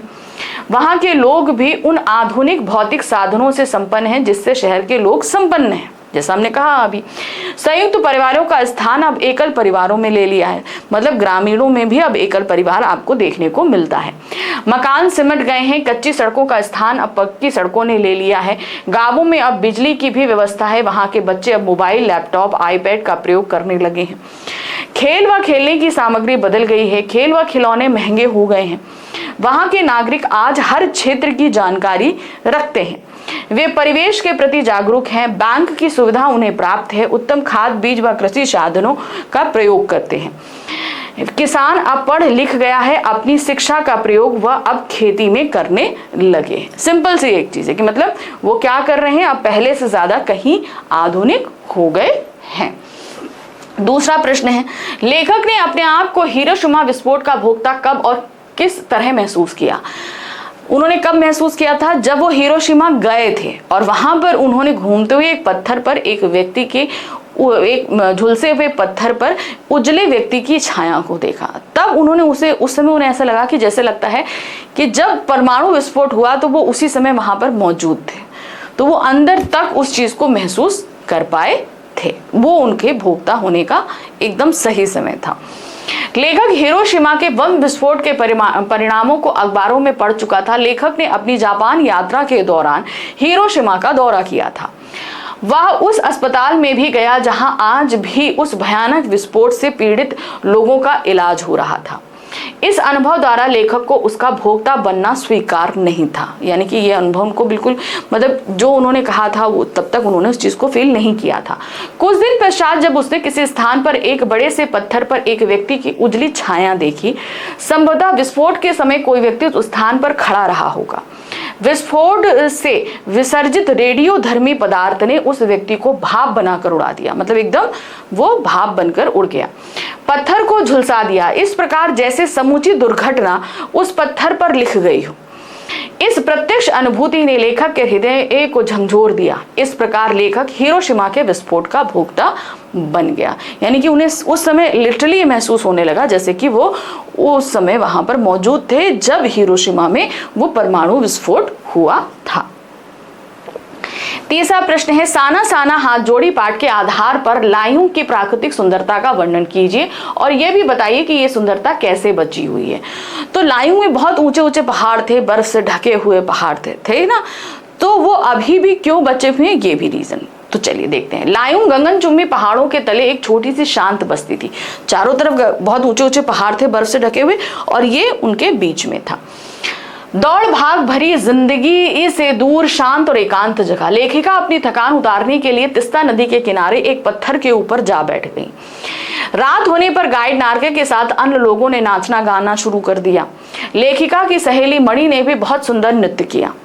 लायूं में लोगों की आजीविका का मुख्य साधन पहाड़ी आलू धान की खेती और शराब थी। यहाँ की सुंदरता के बचे रहने का कारण यहाँ के लोग हैं जिन्हें अभी तक इनके सौंदर्य को बचाए रखा। मतलब यहाँ के लोगों ने आधुनिकता के चक्कर में अपने प्राकृतिक परिवेश को कभी भी बर्बाद नहीं किया, उसे बचाए रखा। ठीक है, अब यहाँ पर हमारा खंड गा खत्म हो गया। अब हम शुरू कर रहे हैं खंड घा। प्रश्न संख्या 12। 4 प्रश्न हैं, 12, 13, 14, 15। इनमें हमारे 6 रचनात्मक लेखन आएंगे। तो सबसे पहले प्रश्न संख्या 12 में हमारे सामने 3 शीर्षक रखे गए हैं। किस चीज के? वो हैं अनुच्छेद लेखन के। ठीक है, अब अनुच्छेद में जो आपको बिल्कुल सही लगता है आप वही लेना। मैं बार बार बोल रही हूँ, हर उसमें बोल रही हूँ कि जिसके बारे में आप अच्छे से जानते हो और अच्छे से लिख सकते हो वही लेना। और ये भी नहीं कि अपने मन से लिखना है, जो संकेत बिंदु दिए गए हैं आपको उन्हीं आधार पर ही लिखना होता है, ये बहुत अच्छे से ध्यान रखना। ठीक है, तो 3 में से कोई एक करना है आपको। 120 शब्दों में अनुच्छेद आपको लिखना है और 120 में जब आप लिखोगे तो एक के लिए आपको 6 नंबर मिलेंगे। एक जो आप एक अनुच्छेद करोगे उसके लिए 6 नंबर मिल रहे हैं। ठीक है, तो चलिए देखते हैं 3 कौन कौन से दिए गए हैं। पहला है घर की स्तंभ है नारी। ठीक है, यानी कि एक नारी घर को कहीं ना कहीं संभाल के रखती है, तो इस पर आपको लिखना है। संकेत बिंदु क्या दिए गए हैं, कैसे है, आपको पहले ये बताना है। दूसरा है घर की आधारशिला है। तीसरी है जो है घरेलू मोतियों को जोड़ने का धागा है। मोती कौन है? घर के बाकी सदस्य, उनको जोड़ने का काम कर रही है। ठीक है, नारी घर की एक अत्यंत महत्वपूर्ण स्तंभ है। वह घर के हर पहलू में महत्वपूर्ण भूमिका निभाती है जिससे घर की समृद्धि और खुशहाली सुनिश्चित होती है। नारी कैसे घर का स्तंभ होती है यह उसकी बहुपारकी भूमिकाओं से स्पष्ट है। वह न केवल परिवार के सदस्य की देखभाल करती है बल्कि घरेलू कार्यों जैसे खाना पकाना, सफाई और बच्चों की शिक्षा का भी ध्यान रखती है। उसकी मेहनत और समर्पण से घर की रोजमर्रा की जिंदगी सुचारू रूप से चलती है। अब एक दिन देखिए मम्मी घर से गायब हो जाए, पूरा घर अस्त व्यस्त हो जाता है, होता है कि नहीं? नारी घर की आधारशिला है, उसके बिना घर का वातावरण अस्थिर हो जाता है। वह परिवार के सदस्य को एकजुट रखने, उनके सुख दुख में सहभागी बनने और उनके लिए एक सह स्नेही वातावरण प्रदान करने का कार्य करती है। नारी घरेलू मोतियों को जोड़ने वाला धागा भी है। यह परिवार के रिश्तों को मजबूती प्रदान करती है और सामाजिक, सांस्कृतिक और पारंपरिक मूल्यों को संजोए रखती है। उसकी उपस्थिति से घर में एकता, प्यार और एहसास होता है जो परिवार को एकजुट बनाए रखता है। तो जो 3 टॉपिक दिए थे वो हमने दे दिया। लास्ट में आप अपनी लिख दो कुछ, क्या है। इस प्रकार नारी घर में स्थिरता, समृद्धि और खुशी की महत्वपूर्ण कुंजी होती है। ठीक है, तो जब भी आप कोई भी अनुच्छेद लिखोगे तो जो टॉपिक दिए हैं वो तो आप लिखोगे, फिर एंड में 1-2 लाइन आप अपने हिसाब से भी लिख देना। ठीक है, चलिए नेक्स्ट आ जाते हैं। अपनी मातृभाषा, इस पर आपको अनुच्छेद लिखना। हमारी मातृभाषा हिंदी है। ठीक है, चलिए देखते हैं मातृभाषा का अर्थ क्या होता है, मातृभाषा की विशेषताएं क्या हैं और मातृभाषा का महत्व। ठीक है, तो अब यहाँ पर आप मातृभाषा दे सकते हैं। जो बंगाल में हुआ वो बंगाली है, जो पंजाब में हुआ पंजाबी है, जो महाराष्ट्र में हुआ मराठी है, जो राजस्थान में हुआ उसकी राजस्थानी बोली है। तो हर किसी की बोलियां अलग अलग होती हैं, लेकिन भाषा सबकी एक ही है, हिंदी से ही जन्मी है। ठीक है, मातृभाषा वह भाषा है जो मनुष्य बचपन से मृत्यु तक बोलता है। घर परिवार में बोली जाने वाली भाषा ही हमारी मातृभाषा है। भाषा संप्रेषण का एक माध्यम होती है। संप्रेषण यानी कि अपने विचार दूसरों तक पहुंचाना और दूसरों के विचार समझना, जिसके द्वारा हम अपने विचारों का आदान प्रदान करते हैं और अपने मन की बात दूसरों के समक्ष रखते हैं, जो शब्द रूप में सिर्फ अभिव्यक्ति ही नहीं बल्कि भाव भी स्पष्ट करती है। एक नन्हा सा बालक अपनी मुख से वही भाषा बोलता है जो उसके घर परिवार में बड़े लोग बोलते हैं। इस भाषा का प्रयोग करके वह अपने विचारों को अपने माता पिता को अपनी मुख से उच्चारण कर बताता है। हमें अपनी मातृभाषा को कभी भी नहीं भूलना चाहिए। जिस तरह से एक गाय का दूध माँ का दूध नहीं हो सकता, ना ही माँ का दूध गाय का दूध हो सकता है। ठीक है, दोनों ही दूध है, लेकिन गाय का दूध अलग होता है, माँ का दूध अलग। हमारी मातृभाषा हमारी भाषा है, जिसको सदैव याद रखना कि किस तरह से गांधी जी ने विदेशी भाषा का विरोध किया था। गांधी जी ने कहा था, यदि हमारा स्वराज अंग्रेजी की तरफ जाता है तो हमें अपनी राष्ट्रभाषा को अंग्रेजी कर देना चाहिए। जो वाकई देखिए आज ज्यादातर लोग अंग्रेजी की तरफ ही जा रहे हैं। यदि हमारा स्वराज हिंदी की तरफ जाता है तो हमें अपनी राष्ट्रभाषा को हिंदी कर देना चाहिए। इस बात की परिवर्तित स्थितियों ने भाषा पर बहस को जन्म दिया। जीवन में आधुनिकता के प्रवेश ने कई क्षेत्रों के स्वरूपों को प्रभावित करने का कार्य किया है। तो कहीं ना कहीं उसको क्या कर रहे हैं, इम्पैक्ट किया, जैसे जैसे वो होता है। इसी क्रम में आधुनिकता मातृभाषा को मातृभाषा बनने की दिशा में कोई कसर शेष नहीं रखना चाहती, किंतु इन सब के बावजूद भी हमारी मातृभाषा के महत्व पर कोई आंच नहीं आई है। मातृभाषा के प्रति महात्मा गांधी कहते हैं कि हृदय की कोई भी भाषा नहीं है, हृदय हृदय से बातचीत करता है और हिंदी हृदय की भाषा है। ये पूर्णतः सत्य है। हिंदी में वह क्षमता है जो आंखों से बहते आंसू धारा का वर्णन इस रूप में करती है कि उसे पढ़ने वाले पाठक को आंसू बहा रहे व्यक्ति के मन की स्थिति का बोध हो जाता है। मतलब जो आंसू बहा रहा है, हम अगर उसको देख रहे हैं, पढ़ रहे हैं, तो हमें भी उसके मन की भाषा को समझ में आ जाता है। क्या किसी अन्य भाषा के भाव हृदय तल तक महसूस किए जा सकते हैं? एक क्वेश्चन के साथ हमें छोड़ दिया। चलिए तीसरा और अंतिम हमारे पास में जो क्या कहते हैं अनुच्छेद है वो क्या है, बढ़ती जनसंख्या गहराता संकट। वाकई बात सही है, जैसे जैसे जनसंख्या बढ़ रही है संकट बढ़ता जा रहा है। अब इस पर संकेत बिंदु दिए गए हैं कितने, 4। पहला है भूमिका, दूसरा है वर्तमान में चर्चा का कारण, संकट कैसे है और इसका समाधान। तो ये 4 चीजें आपको लिखनी है। बढ़ती जनसंख्या आजकल का एक प्रमुख चिंता का विषय बन चुकी है। जैसे जैसे जनसंख्या बढ़ रही है संसाधनों पर दबाव भी बढ़ रहा है, जिससे अनेक समस्याएं उत्पन्न हो रही हैं। आधुनिक युग में जनसंख्या वृद्धि की दर में बहुत तेजी आई है। विश्व की जनसंख्या अरबों में पहुंच गई है और इसका सीधा असर हमारे संसाधनों पर पड़ रहा है।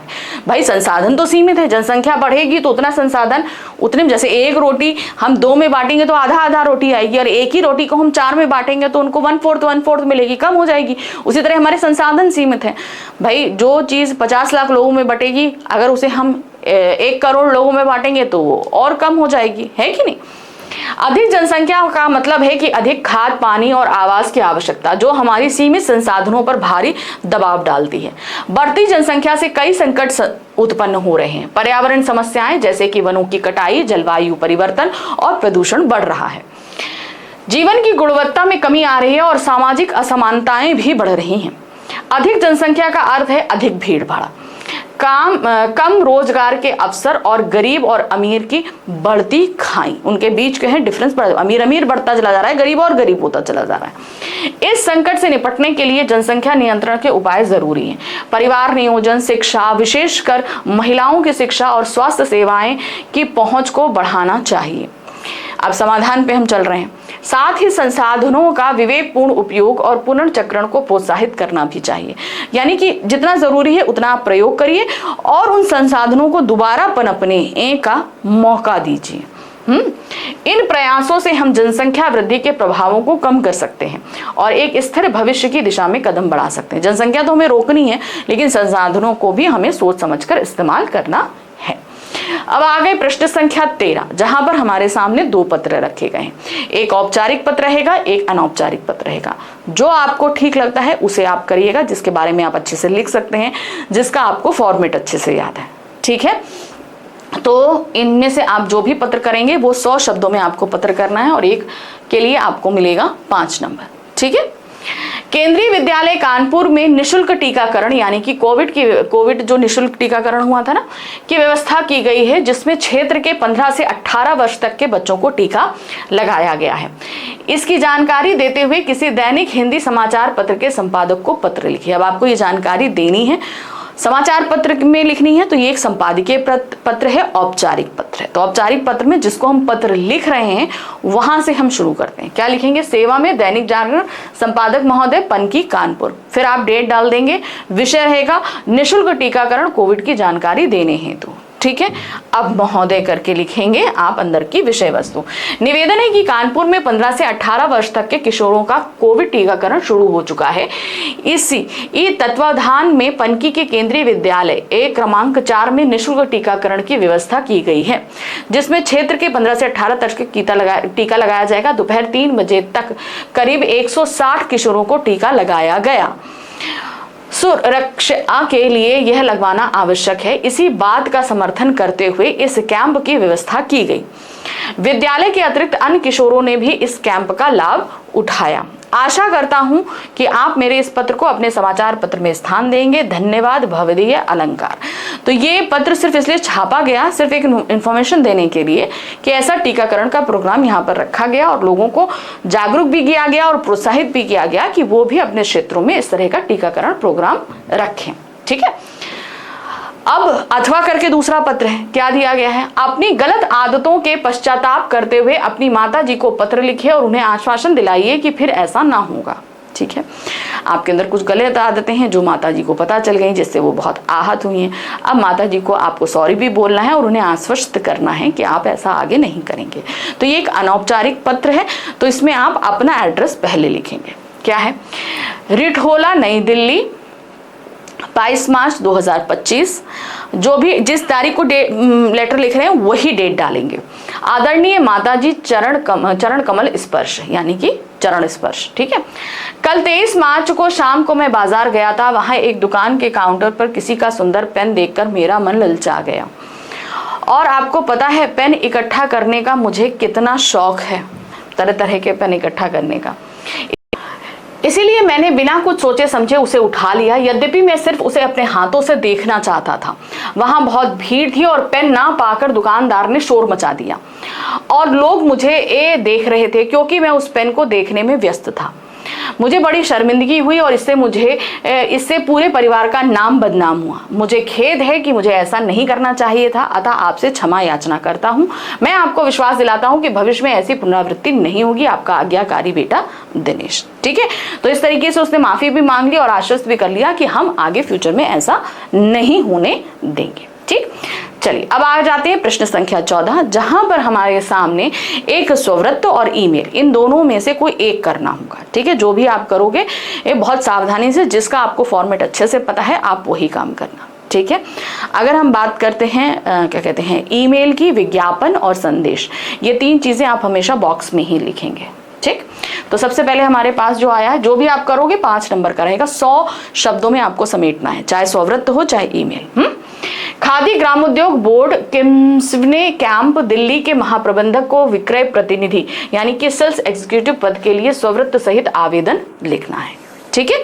क्या दिया गया है? प्रति महाप्रबंधक खादी ग्रामोद्योग किम्से कैंप दिल्ली, विषय है विक्रय प्रतिनिधि पद हेतु आवेदन पत्र। महोदय, दिनांक 5 मई के पंजाब केसरी समाचार पत्र से ज्ञात हुआ कि गांधी जयंती के अवसर पर खादी एवं हथकरघा से बनी वस्तुओं की बिक्री बढ़ाने हेतु इस बोर्ड के विक्रय प्रतिनिधि की आवश्यकता है। इस पद के लिए मैं अपने आवेदन पत्र भेज रहा हूं। मेरा संक्षिप्त विवरण निम्नलिखित है। तो ये तो हमारा आवेदन पत्र हो गया। अब यहाँ से स्ववृत्त शुरू होगा, जहां पर हम अपना व्यक्तिगत परिचय और शैक्षणिक योग्यताएं, अनुभव ये सब देंगे। नाम है राजेश सैनी, पिता का नाम श्री फूल सिंह सैनी, माता का नाम मोहिनी सैनी, जन्मतिथि है 15 दिसंबर 1991, पता है 15 मौर्या इन्फलेक्शन पीतमपुरा दिल्ली। मोबाइल नंबर दीजिए और फिर आप ईमेल एड्रेस दे दीजिए। उसके बाद आप शैक्षणिक योग्यताएं लिखेंगे। शैक्षणिक योग्यताएं इसी तरीके से ग्राफ में बनाकर नीट एंड क्लीन करना। और ये शुरू होती है क्लास 10 से। तो क्लास 10 आपने करा है 2006 में 74% मार्क्स के साथ में है। 12वीं आपने की है 2008 में 80%। BBA आपने किया है बिहार टेक्निकल विद्यालय से 2011 में 86% नंबर के साथ में। और MBA आपने किया है बिहार टेक्निकल विश्वविद्यालय 2013 में 82% मार्क्स के साथ में, ठीक है। तो ये हमारा शैक्षणिक हो गया। अब हम आ जाते हैं कार्य अनुभव। आपको जो एक्सपीरियंस हो उसे आप लिखोगे। भारत हैंडलूम में अंशकालिक विक्रय प्रतिनिधि 2 साल रह चुका हूं। अब आप घोषणा करेंगे कि अगर आप मुझे चुनते हैं तो आपके लिए बहुत अच्छा रहेगा, ठीक है। उपर्युक्त विवरण पूर्णतः सत्य है, इसमें ना कुछ झूठ है और ना छिपाया गया है। मैं आपको आश्वस्त करता हूं कि सेवा का मौका मिलने पर मैं आपको पूर्णतः संतुष्ट रखने का प्रयास करूंगा। धन्यवाद। राजेश सैनी, हस्ताक्षर, डेट डालिए। याद रखिएगा स्ववृत्त में डेट हमेशा बाद में पड़ती है। फिर इसके साथ जो भी आपके प्रमाण पत्र हैं, जो भी आपके कागज हैं, उनको आप यहाँ पर फोटोकॉपी सबमिट करेंगे। तो उसके साथ आप क्या करेंगे? संलग्न का मतलब होता है अटैचमेंट, समस्त प्रमाण पत्रों एवं अनुभव प्रमाण पत्र की छाया प्रतियां मतलब फोटोकॉपी, ठीक। चलिए अब हम आ जाते हैं अब ईमेल पे। अब स्ववृत्त करिए या ईमेल करिए। ईमेल क्या है? अपने क्षेत्र के जल भराव की समस्या की ओर ध्यान आकृष्ट करते हुए स्वास्थ्य अधिकारी को, अब स्वास्थ्य अधिकारी का ईमेल एड्रेस भी यहाँ पर दे दिया है, पर एक ईमेल आपको लिखना है। तो वही ईमेल आप यहाँ पर 2 पे लिख देंगे, BCC लिखेंगे, CC लिखेंगे, ठीक है। सीधे विषय पर आ जाइए। जल भराव की समस्या के संदर्भ में, महोदय, इस मानसून की बारिश के कारण आवासीय कॉलोनी सरोजनी नगर दिल्ली के सेक्टर 20, 22, 23 में जगह जगह पानी भर गया है। चारों ओर गंदगी का साम्राज्य हो जाने से मच्छरों का भी प्रशय मिल रहा है। यही नहीं, जल भराव के कारण सड़कें भी टूट फूट गई हैं, जिसके कारण यातायात व बच्चों को स्कूल जाने में असुविधा हो रही है। दैनिक जीवन पूर्ण रूप से अस्त व्यस्त है। अतएव आपसे निवेदन है कि आप उन्हें राहत पहुंचाएं ताकि उनका जीवन सुचारू रूप से चल सके। पवन, ठीक है। तो जो समस्या है उस पर आपको लिखना था, लिख दिया। चलिए अब आ जाते हैं प्रश्न संख्या 15, जहां पर जो हमारे प्रश्न पत्र का अंतिम प्रश्न है। और यहां पर हमारे सामने एक विज्ञापन और एक संदेश रहेगा। अब दोनों में से आपको कोई एक करना है, या तो विज्ञापन कर लो या संदेश लिख लो, ठीक है। यहाँ पर क्या दिया है 15 में, जो भी आप करेंगे वो 30 से 40 शब्दों में ही आपको करना है, या 25 से 30 वर्ड लिमिट आपको दी जाएगी हमेशा, उसके हिसाब से काम करना। जो भी करेंगे 4 नंबर का रहेगा। यहाँ पर क्या है, अपनी पुरानी रेसिंग साइकिल बेचने के लिए उसकी खूबियां बताते हुए 50 शब्दों में एक विज्ञापन आपको तैयार करना है, ठीक है। चलिए, तो साइकिल की एक पिक्चर बना दो तो ज्यादा अच्छा है, ठीक है। वो हमने बना दी है। पहले बॉक्स बनाना, फिर पिक्चर बनाना, फिर उसकी क्वालिटीज लिख देना। पुरानी साइकिल खरीदे वाजिब दाम में। विशेषताएं क्या हैं इसकी? हीरो कंपनी की साइकिल है, सीट आरामदायक है, आकर्षक डिजाइन है, मजबूत है, केवल 2 महीने ही चलाई हुई है। ये तो हमने क्वालिटी बता दी। अब जिसको खरीदना है वो मुझसे कांटेक्ट कैसे करेगा? तो मुझे फोन नंबर और अपना एड्रेस दोनों देना होगा। तो क्या संपर्क करें? 12 सिविल लाइंस जयपुर, संपर्क सूत्र में आपने अपना मोबाइल नंबर डाल दिया, बस, ज्यादा नहीं करना है। और याद रखना कि ज्यादा आपको कलरिंग वगैरह, आपको सिर्फ पेंसिल्स का इस्तेमाल करना है, ब्लू पेन एंड पेंसिल, ठीक है। अब अथवा करके हमारे पास एक संदेश है, क्या है, आपका नाम सीमा पटेल या महेश कुलकर्णी है। लड़के हैं तो आपका नाम महेश कुलकर्णी, लड़की हैं तो सीमा पटेल। आपके चाचा अपने पैतृक गांव में जाकर बच्चों के लिए एक विद्यालय शुरू कर रहे हैं।